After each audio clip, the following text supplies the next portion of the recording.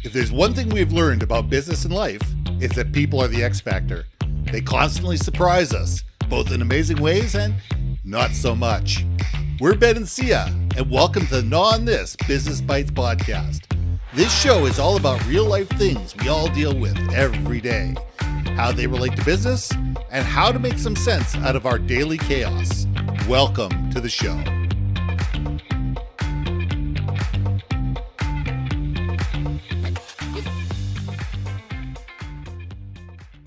And welcome back to another episode of Gnaw on This Business Bites. I'm Ben, and this is Syya.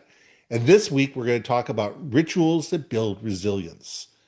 Now, it could be anything. It could be, your 5-mile run every morning that builds up your cardio, or it could be your coffee. There you go.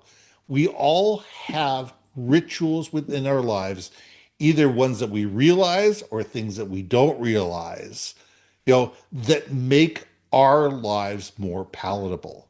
I mean, I look at the most quintessential one with Sheldon knocking 3 times before he goes in the door. It's for him, there's some type of psychological, release valve when he knocks 3 times.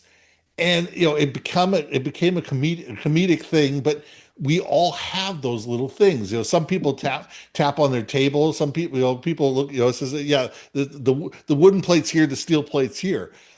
We all have these little rituals in our lives that we have that give us comfort and give it, make us have a sense of purpose or are part of our own validity.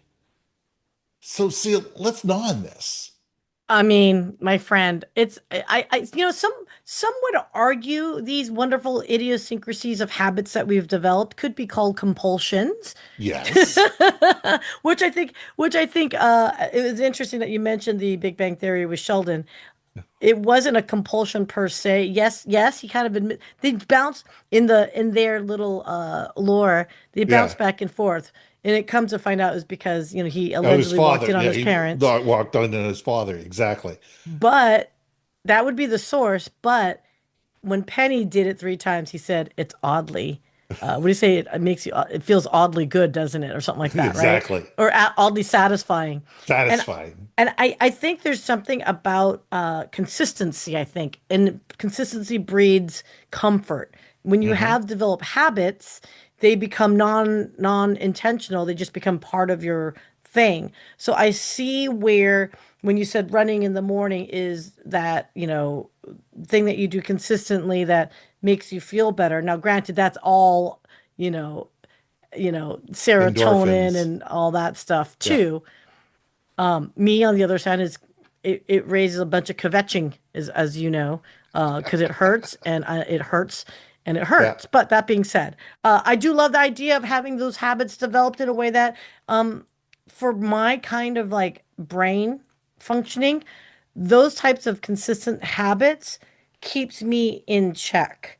Because if Yes. I didn't, like, let's say, for example, and it's so funny, I just finished off a conference I've been working on for months now that it's done, my checklist was already like built around that conference and my other clients. Now that that conference has the immediacy of all the things that needed, it's new, different immediate stuff, but it's not the same kind of pressure.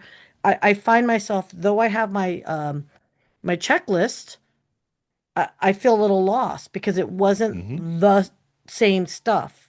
It's different stuff now, right? And if I didn't have that checklist that I am not disciplined with, full disclosure, I'm trying like the Dickens every day. Hmm. When I do it, I do feel better. Yes. You know what I mean? And I think there's something to be said. People meditate the first thing in the morning. People write their journal first thing in the morning. Let me ask you, do you have a habit that you have that has worked for you? And do you have one that didn't work for you that you wish would work for you? I wake up every single morning, read through my LinkedIn posts, look for things that I can comment on and comment on them every single morning. And then, before breakfast, I have probably written 4 to 5 thousand words. Whew, Like you're a writer. I'm a Okay. writer. I'm a writer, and I might be a little high, but not by much. I'm one of these people that when I write, it's not ha ha ha, that was funny.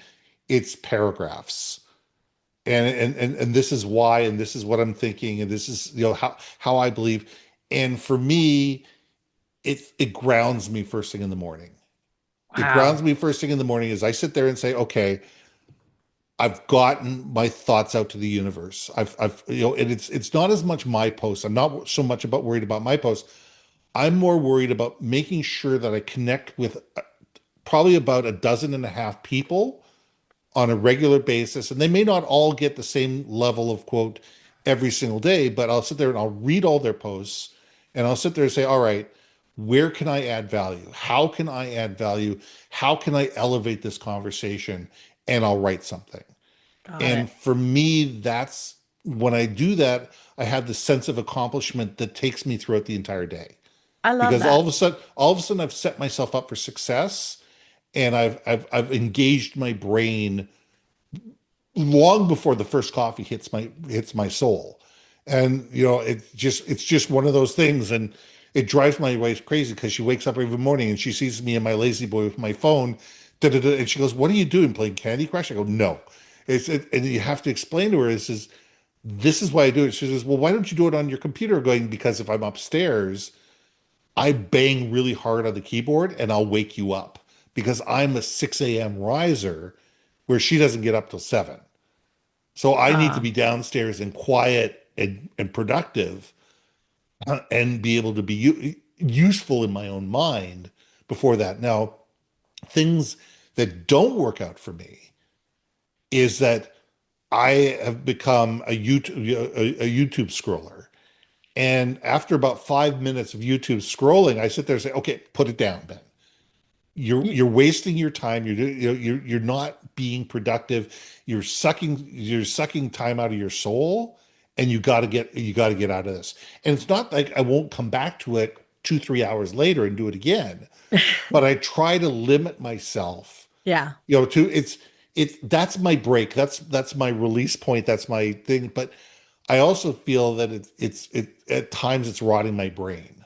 I know. I understand. I get it. And so there's the good and there's the bad in terms of two things that I do on a very regular basis.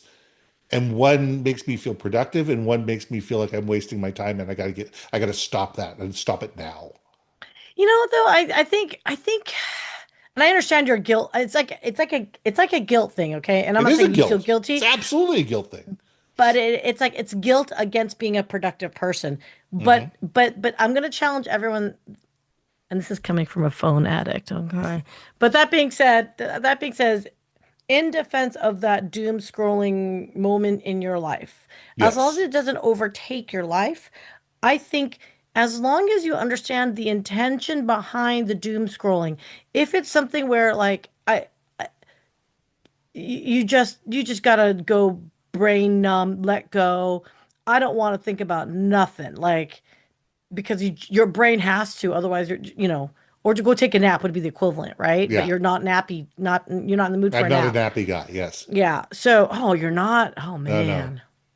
I mean, like sometimes you just have to turn your brain off and whatever it is. So I think there are times when the doom scrolling is okay as long as you're doing it with the intention of understanding why you're doing the doom scrolling. Because I can see Hmm. where doom scrolling can become escapism, right? Yes. But not in the best way. When I said take a break and escape, this is like I'm escaping life permanently.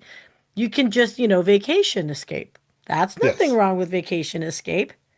It's the ones that are like, you know, they're ranked top 1% of Candy Crush, not me. I'm top 2. Don't worry about it, peoples. I'm joking. I don't even know if there's a ranking. But I'm that being sure there said, is. it but I can see where that can become a habit as well. So, Yes. like for me, like without being too gross or TMI, like I mean, okay, as a Gen Xer, raise your hand, everyone, because I think this is funny. How many of you were in the, loo and you're like sitting there and you're like, I need something to read. So you just like grab like the shampoo, you grab like Absolutely. Kleenex box and you're reading the boxes and stuff like that. So I get the compulsion at times if you're in the, private happy space and you got your cell phone on, right? But it can't be something where you're in there for 45 minutes. A, that's not good for your body. But B, yeah, I could see where, again, why are you doing it? Most likely it's not the healthiest reasons. You're escaping something. And not, like I Right. said, not for the moment. It's okay for the moment because you're doing your bit in it. It's the ones that are like already flushed and done and they're still sitting there. I know it's being a little gross, but I thought that was a funny. You know what? I think it's a good thing to think about because you're right. I mean, it's we all have these idiosyncrasy habits that enable us to do whatever we need to do. But you look at this, say, if you just look at it from, that alien coming down from Venus, looking at you going, why the blank are they doing this? But for you individually, it's a comfort thing. It's a distraction thing. It's a ritual thing. It's whatever it is. But it's sitting there going, I can't do X unless I do Y. It's like when I go for a walk, I listen to podcasts. Like I can't just, very rarely. Sometimes I will just go out for a walk and just go for a walk. But 95% of the time, if I'm going for a walk, I'm listening to podcasts. And it's not, it usually has something to do with either business or communications or change management or, or go to market. It's, it's not fluff stuff. Yeah, It's stuff that actually, what's it's wrong with stuff. you, man? I know I'm strange, but, but for me, that's the time that that's my time by myself that I get to indulge in the stuff that I really truly enjoy doing. And what I do is it's the stuff that makes me think.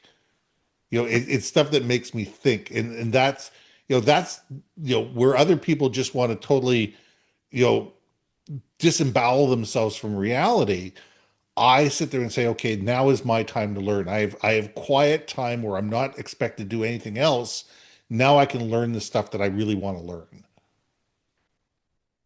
So it's funny. I make fun of you on that, but at the same time, I too am guilty of when I am not doom scrolling, but I would say doom YouTubing. Like I just have Hmm. YouTube playing in the background and different videos and whatnot. I've always been a history person, and so I probably know the history of the kings and queens of United Kingdom way more than the average probably UK citizen. But it's just always those like weird things that capture your brain of interest, right? And that's okay because if it entertains you and you also get enlightened at the same time or you get some message. My fellow conspiracy theory people, what's up?